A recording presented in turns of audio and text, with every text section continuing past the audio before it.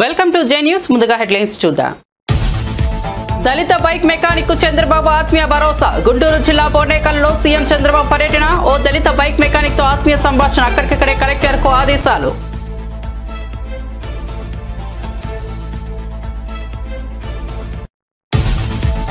కంచగచ్చబౌలి భూముల వ్యవహారంపై హర్యానాలో స్పందించిన ప్రధాని మోదీ. అడవులపై బుల్డోజర్లు పంపడంలో తెలంగాణ ప్రభుత్వం బిజీగా ఉందన్న మోదీ.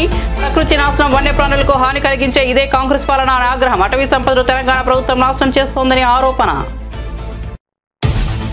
భూమన ఆరోపణలు విజిలెన్స్ నివేదికలో టీటీడీ ఈవో కౌంటర్. మాజీ చైర్మన్ భూమన ఆరోపణలు అవాస్తవమన్న ఈవో శ్యామలరావు. గోశాలలో గతంలోనే అవకతవకలు, పాత విజిలెన్స్ నివేదికల వెల్లడి. పురుగులు పట్టిన దానా, గడువు తీరిన మందుల వాడకం గతంలో జరిగాయని ఆరోపణ. టీటీడీ అన్నదానానికి పవన్ అర్ధంగి భారీ విరాళం. తిరుమల స్వామిని దర్శించుకున్న అన్నా లెజినోవా. వేకోజామున శ్రీవారి సుప్రభాత సేవలో పాల్గొన్న పవన్ అర్ధంగి. వెంగమాంబ అన్నప్రసాద కేంద్రంలో మధ్యాహ్నం భోజనానికి 17 లక్షల వితరణ. ప్రజలు ఓడించినప్పటికీ జగన్ కు బుద్ధి రాలేదన్న సిపిఐ నారాయణ. జగన్ విధ్వంసకర ఆర్థిక విధానాలతోనే చంద్రబాబు ప్రజలు గెలిపించారన్న సిపిఐ నారాయణ. అభివృద్ధి దృక్పథం ఉన్న నాయకుడు చంద్రబాబు అని కితాబు. P4 పథకం కార్పొరేటర్లకు మేలు చేస్తుందేమో గానీ పేదలకు ఎలాంటి ఉపయోగకరం లేదని వెల్లడి. తెలంగాణలో 3 రోజుల పాటు వర్షాలు వెల్లడించిన హైదరాబాద్ వాతావరణ శాఖ. తేలికపాటి నుంచి మోస్తరు వర్షాలు కురిసే అవకాశం ఉందని వెల్లడి. పగటికి పూట ఉష్ణోగ్రతలు పెరుగుతాయన్న వాతావరణ శాఖ.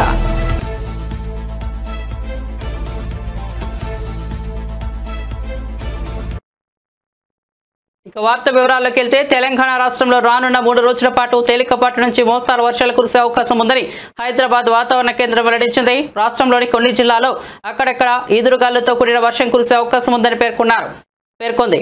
పలు జిల్లాల్లో గంటకు 30 నుంచి 40 కిలోమీటర్ల వేగంతో ఈదురుగాలులు వీస్తాయని తెలిపింది. అదే సమయంలో రానున్న 3 రోజుల పాటు పగటి ఉష్ణోగ్రతలు పెరుగుతాయని వెల్లడించింది. 2 నుంచి 3 డిగ్రీల మేర ఉష్ణోగ్రతలు పెరిగే అవకాశం ఉందని వాతావరణ శాఖ అధికారులు తెలిపారు. ప్రధానమంత్రి నరేంద్ర మోదీ హైదరాబాద్లోని కంచగచ్చబౌలి భూముల వ్యవహారంపై స్పందించారు. హర్యానాలో నిర్వహించిన సభలో ఆయన మాట్లాడుతూ అడవులపై బుల్డోజర్లు పంపడంలో తెలంగాణ ప్రభుత్వం నిమగ్నమై ఉందని విమర్శించారు. ప్రకృతి విధ్వంసం, వన్యప్రాణులకు హాని కలిగించడం కాంగ్రెస్ పాలనలో సాధారణమైన విషయమని ఆగ్రహం వ్యక్తం చేశారు. తెలంగాణ ప్రభుత్వం అటవీ సంపదను నాశనం చేస్తోందని ఆరోపించారు. ఎన్నికల సమయంలో ఇచ్చిన హామీలను విస్మరించిందని దుయ్యబట్టారు.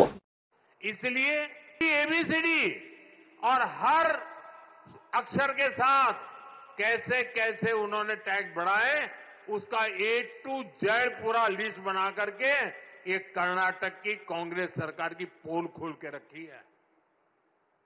खुद वहां के मुख्यमंत्री के करीबी कहते हैं कि कांग्रेस ने कर्नाटका को करप्शन में नंबर 1 बना दिया. साथियों, तेलंगाना की कांग्रेस सरकार भी जनता से किए वादे भूल गई है.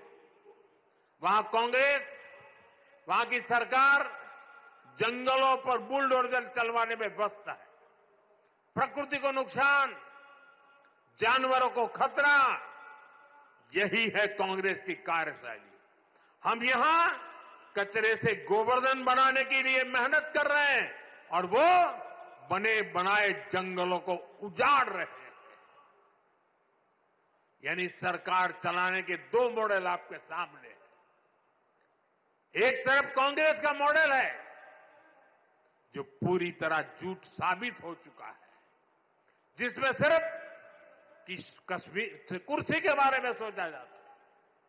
दूसरा मॉडल बीजेपी का है जो सत्य के आधार पर चल रहा है, बाबा साहब आंबेडकर ने दी हुई दिशा पर चल रहा है, संविधान की मर्यादाओं को सर आंखों पे चढ़ा के चल रहा है और सपना है. రాజ్యాంగ స్ఫూర్తికి అనుగుణంగా ప్రజాపాలన కొనసాగుతోందని మంత్రి దుగ్గిళ్ల శ్రీధర్ బాబు పేర్కొన్నారు. ప్రజల సంక్షేమం కోసం తెలంగాణలో రాజ్యాంగ స్ఫూర్తికి అనుగుణంగా ప్రజాప్రభుత్వ పాలన కొనసాగుతుందని ఐటీ శాఖ మంత్రి దుగ్గిళ్ల శ్రీధర్ బాబు తెలిపారు.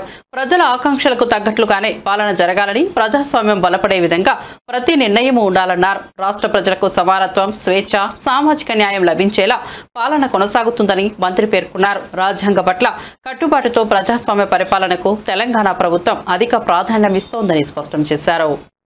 భారతరత్న బాబాసాహెబ్ అంబేద్కర్ గారి జయంతి, ఈ జయంతి సందర్భంలో వేలాది మందిని ఇక్కడికి పిలిచి ఒక సందేశాన్ని ఇవ్వాలని ప్రేమ్ సాగర్ రావు గారు ఓ గొప్ప ప్రయత్న భాగంలో డాక్టర్ బాబాసాహెబ్ అంబేద్కర్ గారి ఆశయాలని, వారి ఆలోచనలని, వారు చూపెట్టిన బాటలో నడపాలని ఈ నియోజకవర్గానికి సంబంధించిన కాంగ్రెస్ పార్టీ కార్యకర్తని, నాయకుడిని సమానోయత్తం చేయాలని ఒక ఆలోచన దృక్పథంతో వేలాది మందికి తెరలి రావడం జరిగింది.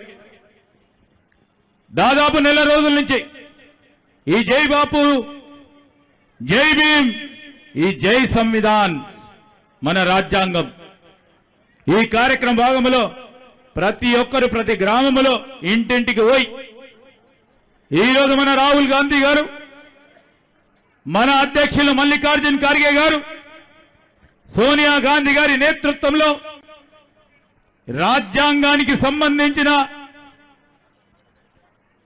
అనేక అంశాలు, బాపూజీ చెప్పిన అనేక అంశాలని ప్రతి ఇంటిలో మనం చెప్పి తీరాలే.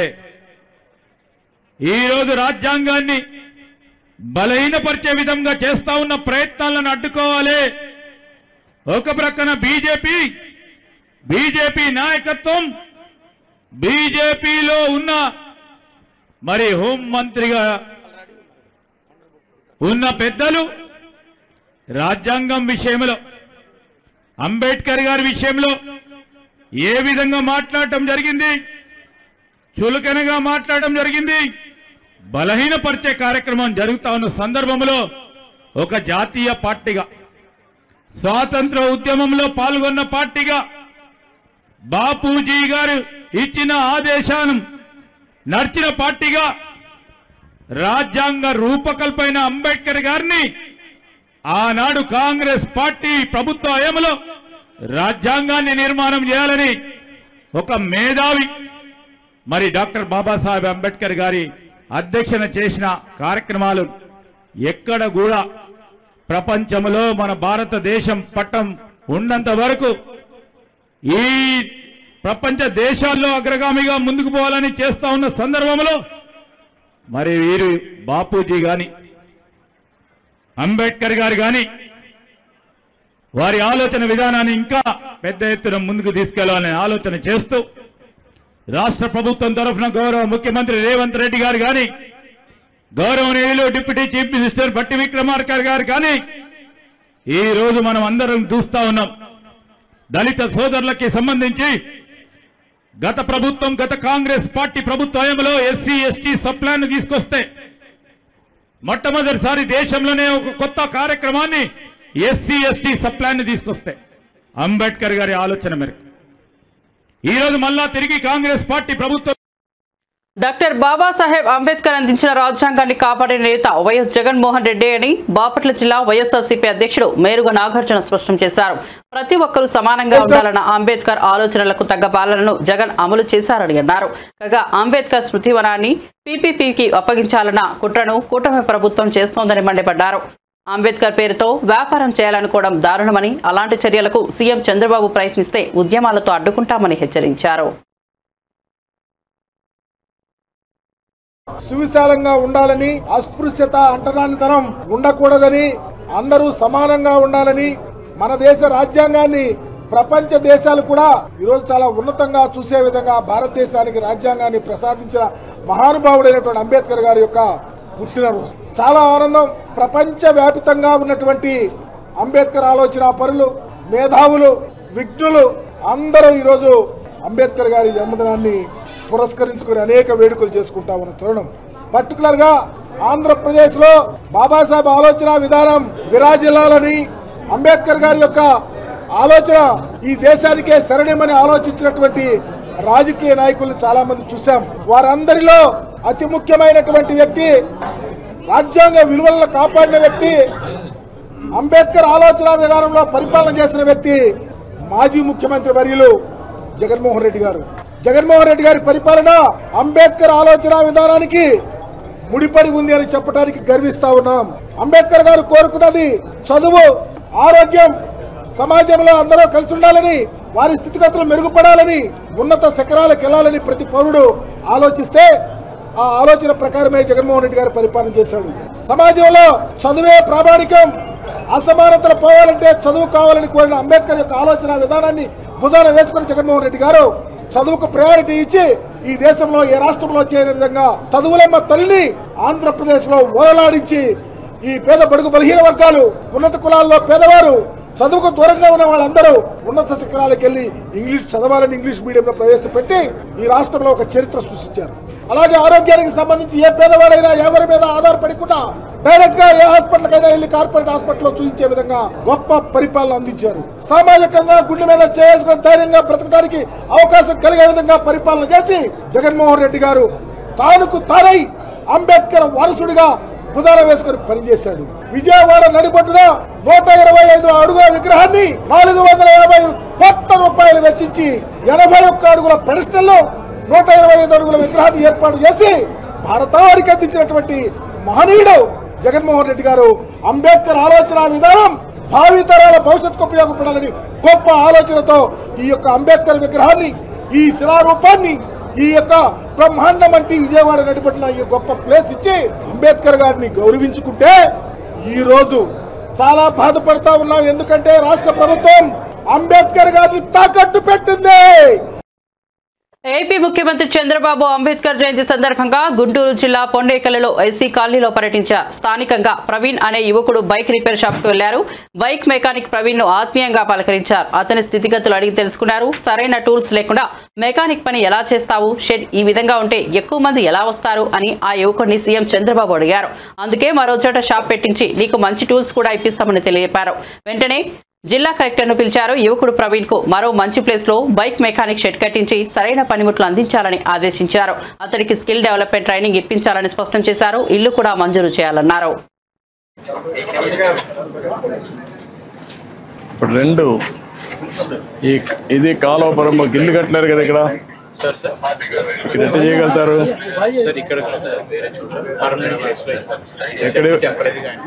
ఎక్కడ ఇవ్వగలుగుతారు? అంటే ఐడియల్ ప్లేస్ ఉందా?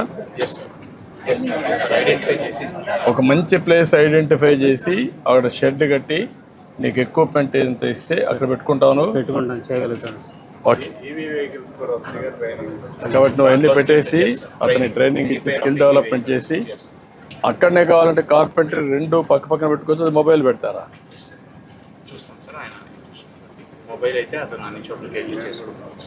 అదే ఫాలో అప్ చేసి రెండు మీరు ఏం చేయగలుగుతారో వర్కౌట్ చేయండి. దానిపైన ఇది చేయండి. సరిపోతుంది. నాకు వీళ్ళని సెటిల్ చేయాలి. ఓకే, మనం చేస్తాం. అది అది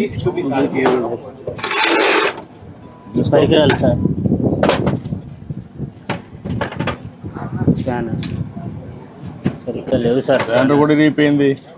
కొన్ని ఇక్కడ పెట్టాను సార్. కొన్ని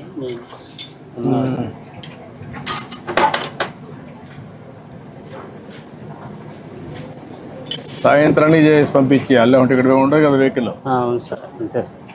సాయంత్రానికి పంపించేయాలి. పంపించారు సార్.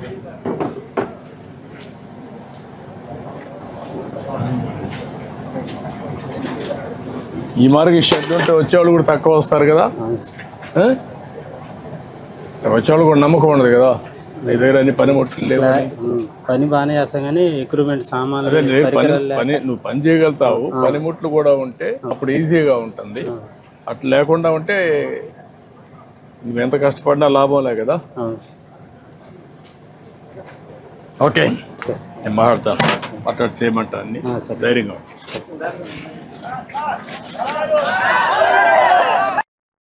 తెలంగాణ రాష్ట్ర ప్రభుత్వం సామాజిక న్యాయం సాధనకు పూర్తిగా కట్టుబడి ఉన్నదని పౌర సరఫరాల శాఖ మంత్రి ఉత్తమ్ కుమార్ రెడ్డి అన్నారు. ఈ దిశగా కాంగ్రెస్ ప్రభుత్వం చేపడుతున్న సంక్షేమాభివృద్ధి కార్యక్రమాలే అందుకు నిదర్శనమని పేర్కొన్నారు.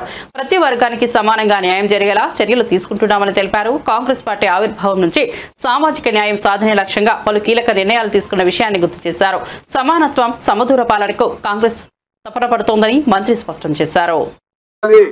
అనేదానికి మేము పొలిటికల్ ఎగ్జిక్యూటివ్ కంటే ఒక న్యాయ వ్యవస్థకి ఈ పని అప్పచెప్పాలనే ఉద్దేశంతో మా రికమెండేషన్ మేరకు రాష్ట్ర కేబినెట్ గౌరవనీయులు పెద్దలు అపారమైన న్యాయ వ్యవస్థలో జిల్లా జడ్జి నుంచి హైకోర్టు జడ్జి వరకు అపారమైన అనుభవం ఉన్న సామాజిక న్యాయం స్ఫూర్తున్న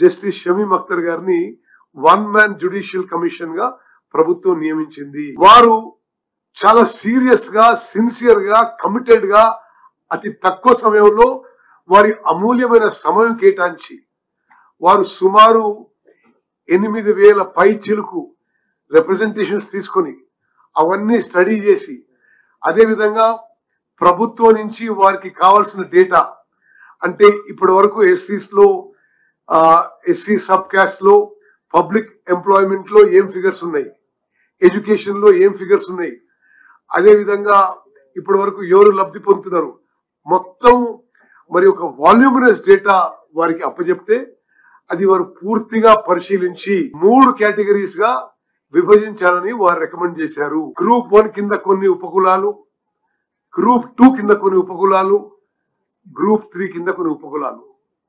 ఏ గ్రూప్ కి ఈ 15% లో ఎంత ఇవ్వాలని కూడా వారి నిర్ణయం మేరకు ఇవ్వడం జరిగింది. గ్రూప్ 1 కి 1%, గ్రూప్ 2 కి 9%, గ్రూప్ 3 కి 5% అని పూర్తిగా వారి రికమెండేషన్ మేరకు మరి మా కేబినెట్ సబ్ కమిటీ కేబినెట్ కి మరి రికమెండ్ చేయడం జరిగింది. కేబినెట్ దాన్ని ఆమోదించింది. దాని ద్వారా శాసనసభలో మేము ఒక చట్టం తీసుకొచ్చి ప్రవేశించినాం. శాసనసభలో ఆ చట్టం పాస్ అయింది. రాష్ట్రంలో రెడ్ బుక్ రాజ్యాంగాన్ని అమలు చేస్తూ ప్రజాస్వామ్యాన్ని ఆవాహన పరిచేలా కూటమి ప్రభుత్వం వ్యవహరిస్తోందని వైఎస్ఆర్సీపీ ప్రధాన కార్యదర్శి గడికోట శ్రీకాంత్ రెడ్డి తీవ్రంగా ధ్వజమెత్తారు. జగన్ పై గతంలో దాడి చేసిన వ్యక్తి ఇంటికి మాజీ డీజీ ఏబీ వెంకటేశ్వర్లరావు వెళ్లడం దేనికి సంకేతమని ప్రశ్నించారు. ఇది కేవలం సానుభూతి ప్రదర్శన కాదు, రాజకీయాల కుట్ర భాగమేనన్నారు. జగన్ భద్రతలో సరిగా వ్యవహరించుకోవడం వెనుక కుట్రలే ఉన్నాయని ఆరోపించారు. ఆయన్ని లేకుండా చేయాలనే దుష్ప్రయత్నాలు పక్కా ప్రణాళికతో జరుగుతున్నాయంటే ప్రజాస్వామ్యానికి ఇదే ప్రమాద గంటిక అని హెచ్చరించారు. అవమానపరిచే రీతిలో ఈరోజు ప్రభుత్వాలు తన పాలన కొనసాగిస్తున్నాయి. ఒక వ్యక్తి విశాఖపట్నం ఎయిర్పోర్ట్లో మాజీ ముఖ్యమంత్రి, అప్పుడు ప్రతిపక్ష నేత అయినటువంటి వైఎస్ జగన్మోహన్ రెడ్డి గారు పాదయాత్రలో భాగంగా ఎయిర్పోర్ట్కి వచ్చినప్పుడు అక్కడ ఏ రకంగా ముందస్తు ప్రణాళికతో హత్యాయత్నం జరిగిన అంశం అందరికీ కూడా తెలుసు.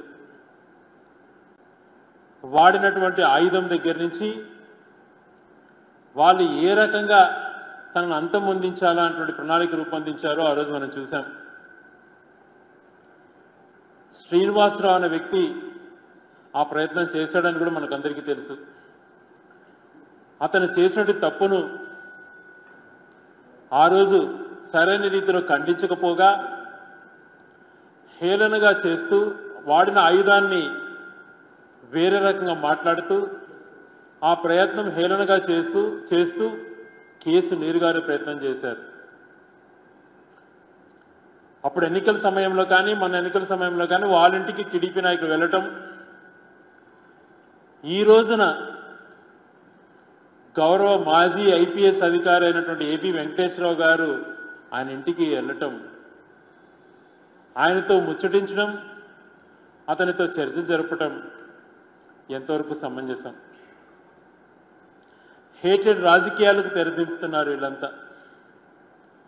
ద్వేషించే రాజకీయాలు తీసుకొస్తున్నారు.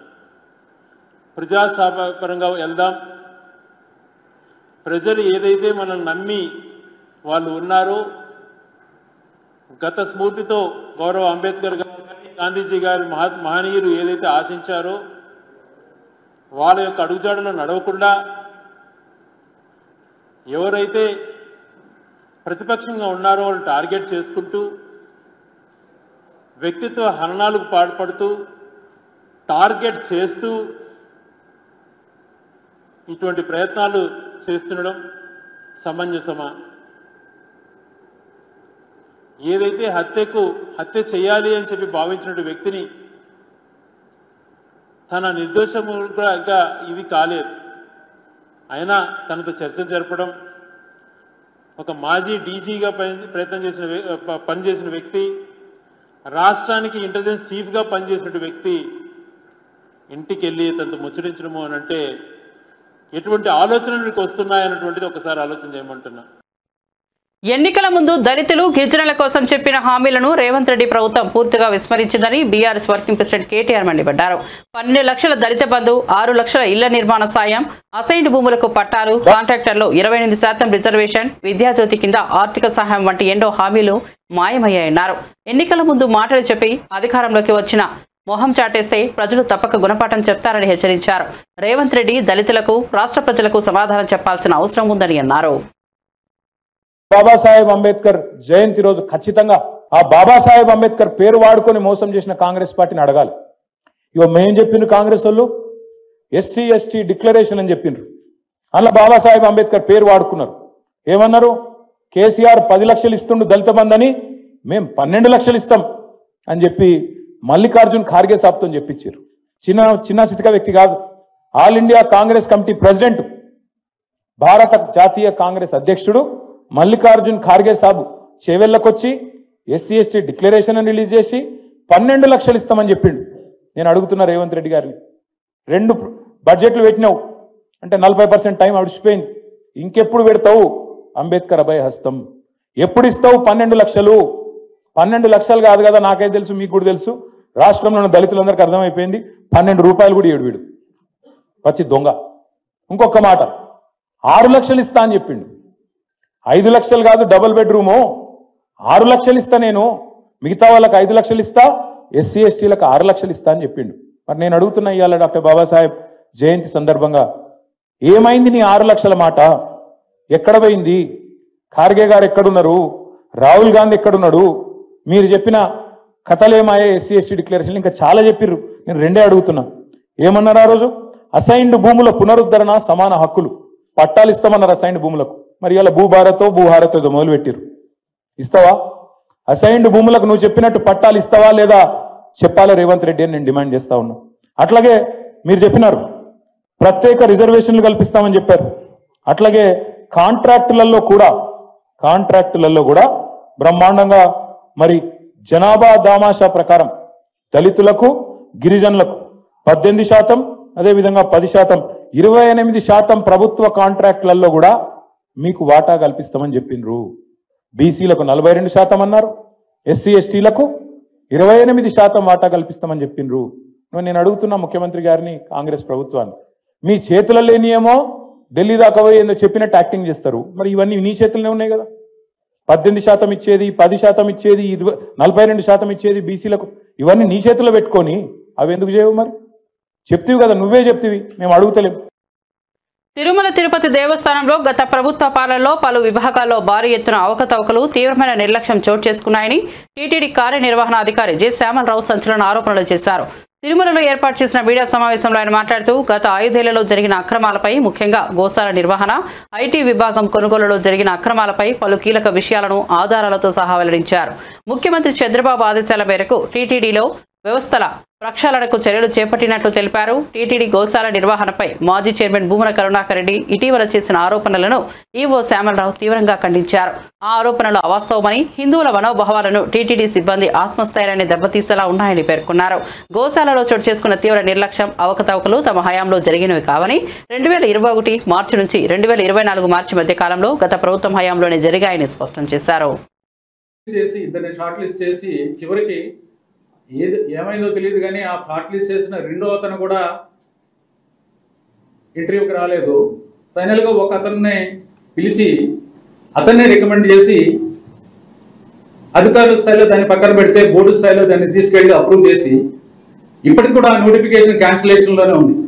ఏ పోస్ట్ ద్వారా, ఏ నోటిఫికేషన్ ద్వారా general manager, chief engineer rank.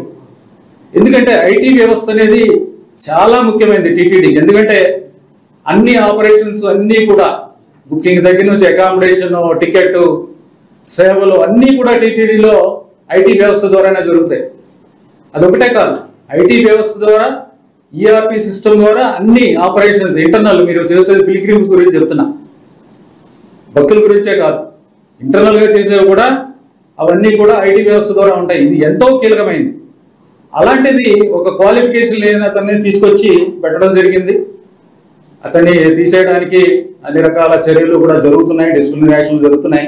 దీనివల్ల ఏమైందంటే వచ్చి చూస్తే బ్రోకర్లు ఏ విధంగా ఉన్నారంటే ఒక బ్రోకరు 50 సార్లు ఒక సేవ బుక్ చేసుకున్నాడు లైఫ్ లాంగ్. ఒక సేవ దొరకడం అంటే చాలా లక్ కింద, అదృష్టం కింద భావిస్తాం.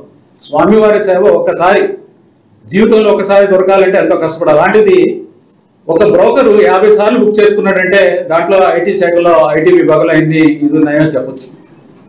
ఇది ఒకటే ఒక ఎగ్జాంపుల్ కింద చెప్తున్నా. అలాగే వసతికి సంబంధించిన 200 సార్లు బుక్ చేసుకున్న వాళ్ళు, ఎస్ఈడి టికెట్లు 500 సార్లు బుక్ చేసుకున్న వాళ్ళు, అలాగే వివిధ రకాలుగా ఐటీ శాఖని ఒక విధంగా చెప్పాలంటే ఐటీ మన సిస్టమ్ అంతా కూడా బ్రోకర్ల హెవెన్. వచ్చిన తర్వాత ప్రక్షాళన చేసి 30,000 మంది బ్రోకర్లని బ్లాక్ చేయడం జరిగింది. చాలా మంది మీద, అందరు 30,000 మంది మీద మనం యాక్షన్ తీసుకోలేం కాబట్టి చాలా మంది మీద విజిలెన్స్ విభాగం నుంచి, పోలీస్ విభాగం నుంచి వారు క్రిమినల్ చర్యలు కూడా తీసుకోవడం జరిగింది. ఇది ఎందుకు జరిగింది? ఒక ముఖ్యమైన ఒక పోస్ట్ కోసం ఇలాగా ఒక టీటీడీకి చాలా పెద్ద నష్టం. అది నిజంగా ఎలా చేశారు, ఎంత దారుణం అది. ఇప్పుడు ఒకసారి ఐటీ విభాగంలో అంటే గవర్నమెంట్లో ఒక్కొక్కసారి, టీటీడీలో ఒకసారి వచ్చిన తర్వాత ప్రాసెస్. తెలంగాణలో గతంలో నెలకొన్న గడీల పాలన నుంచి ప్రజలను విముక్తి చేయడం ద్వారా నిజమైన ప్రజాస్వామ్య పరిపాలనను తీసుకొచ్చిన ఘనత కాంగ్రెస్ పార్టీదేనని డిప్యూటీ సీఎం బట్టి విక్రమార్క అన్నారు. ఇందిరమ్మ రాజ్యాన్ని మళ్లా నెలకొల్పినందుకు ప్రజలు ఇచ్చిన మద్దతుకు తాము ఎప్పటికీ రుణపడి ఉంటామని పేర్కొన్నారు. అందరి అభివృద్ధికి సంకేతమైన న్యాయమైన పాలన అందించడమే తమ లక్ష్యమని అన్నారు. సవరణలు, సంక్షేమ పథకాలతో నూతన తెలంగాణను నిర్మిస్తామని స్పష్టం చేశారు.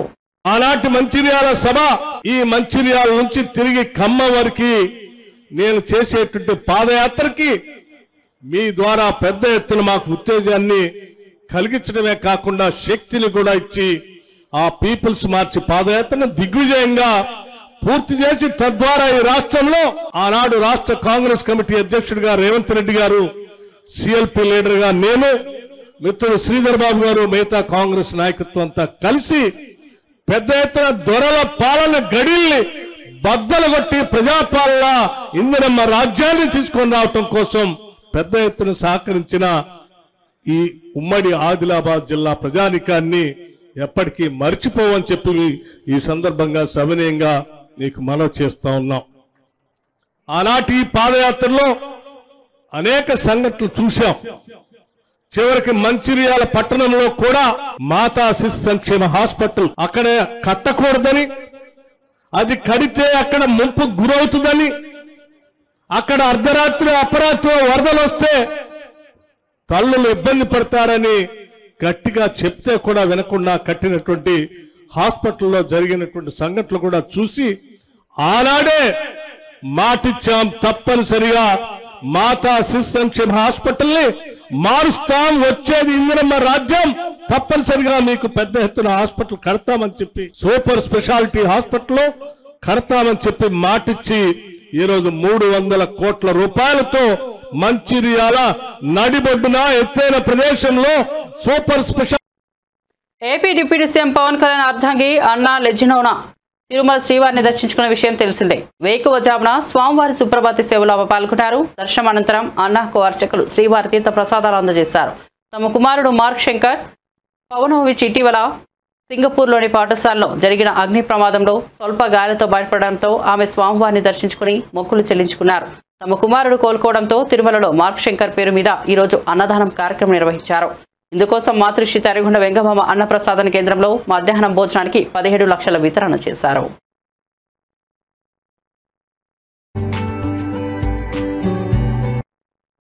ప్రజలు ఓడించిన జగన్మోహన్ రెడ్డికి బుద్ధి రాలేదని సిపిఐ జాతీయ కార్యదర్శి నారాయణ అన్నారు. గుంటూరు జిల్లా మంగళగిరి మండలంలోని కాకానిలో ఆయన పర్యటించారు. సిపిఐ జన సేవాదళ్ శిక్షణా తరగతుల శిబిరాన్ని సందర్శించారు. అనంతరం మీడియాతో మాట్లాడిన గత జగన్ ప్రభుత్వం అనాలోచిత నిర్ణయాలతో ఆర్థిక విధ్వంసం, వికృత చర్యలకు పాల్పడుతుండటంతో రాష్ట్రంలో లక్షలాదిగా నిర్మించిన గృహాలు నిరుపయోగంగా మారి వ్యాపారులు, వినియోగదారులు తీవ్రంగా నష్టపోయారన్నారు. విజయవాడ కనకదుర్గ వారధి నుంచి ఆచార్య నాగార్జున యూనివర్సిటీ వరకు నిర్మించిన బహుళ అంతస్తులు నిరుపయోగంగా మారాయని అన్నారు. సాగునీటి ప్రాజెక్టులు నిర్వీర్యం చేశారన్నారు. వీధి పోరాటాలు తప్పదు. అక్కడ మైనారిటీస్ని కాపాడాలన్నా, పేద ప్రజల యొక్క ఉద్యమాన్ని కాపాడాలన్నా ప్రజాస్వామ్యాన్ని కాపాడాలన్నా, లౌకిక వ్యవస్థను కాపాడాలన్నా, చివరికి రాజ్యాంగాన్ని కాపాడాలన్నా కూడా ఇలాంటి దళం ప్రాముఖ్యత ఉందనే ఉద్దేశంతోనే మేము ట్రైనింగ్ కనిపిస్తున్నాం. ఇది దేశవ్యాప్తంగా జరుగుతూ ఉన్నాయి. ఈ అపార్ట్మెంట్ చూడండి, కనకదుర్గ టెంపుల్ నుంచి నాగార్జున యూనివర్సిటీ వరకు కొన్ని వేల ఇండ్లు కట్టి ఆగిపోయినాయి. అంటే బ్యాంక్ లోన్ తీసుకున్నారు, సొంత డబ్బులు పెట్టారు, దాదాపు 5-6 ఏళ్ళు మొత్తం ఖాళీ అయిపోయినాయి, అంటే ఆగిపోయినాయి. ఇది ఎంత క్రిమినల్ వేస్ట్ ఇది? ఎవరు తిన్న పడేది? వ్యాపారం చేసుకున్న వాళ్ళు లాగపడలే, కొనుక్కున్న వాళ్ళు లాగపడలే. ఎవరి కోసం నాకు అర్థం కాలేదు. అంటే దీన్ని శాడిజం అనరా? నేను ఏదో ఒక మాట జగన్ అంటే అందరూ రకరకాలు అంటున్నారు, కడుపు బండి అంటున్నా. ఇన్ని వేల కోట్ల రూపాయల ఆస్తి మొత్తం బుగ్గిపాలు చేసినటువంటి అపకీర్తి ఎవరికైనా వస్తే జగన్కే వస్తుంది, ఇంకెవరికి వస్తుంది? అంటే మేము ప్రతిపక్షం ఉన్నాం కదా, మా జోలి ఎందుకు వస్తారంటున్నారు. మీరు ప్రతిపక్షంలో ప్రతిపక్షం వహించుంటే మాకేం అభ్యంతరంలా, అధికార పార్టీ పాత్ర ఇస్తే మాకేం అభ్యంతరంలా. కానీ ముగించే ముందు హెడ్లైన్స్ మరోసారి చూద్దాం. దళిత బైక్ మెకానిక్ కు చంద్రబాబు ఆత్మీయ భరోసా. గుంటూరు జిల్లా బోర్నేకల్లో సీఎం చంద్రబాబు పర్యటన. ఓ దళిత బైక్ మెకానిక్ తో ఆత్మీయ సంభాషణ. అక్కడికక్కడే కలెక్టర్ కు ఆదేశాలు.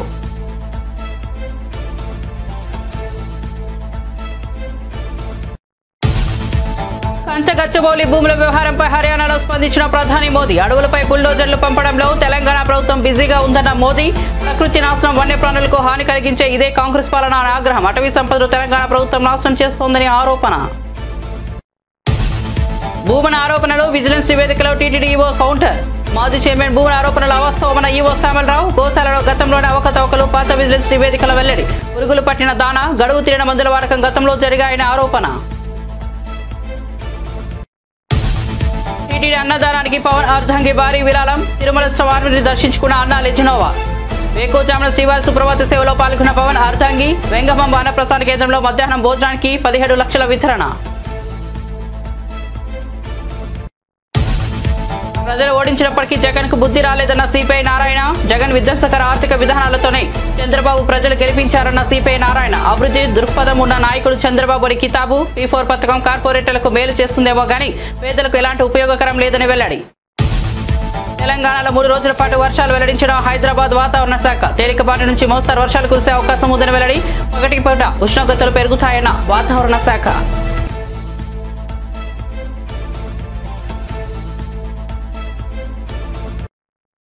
మరిన్ని అప్డేట్స్ కోసం చూస్తూనే ఉండండి జే న్యూస్.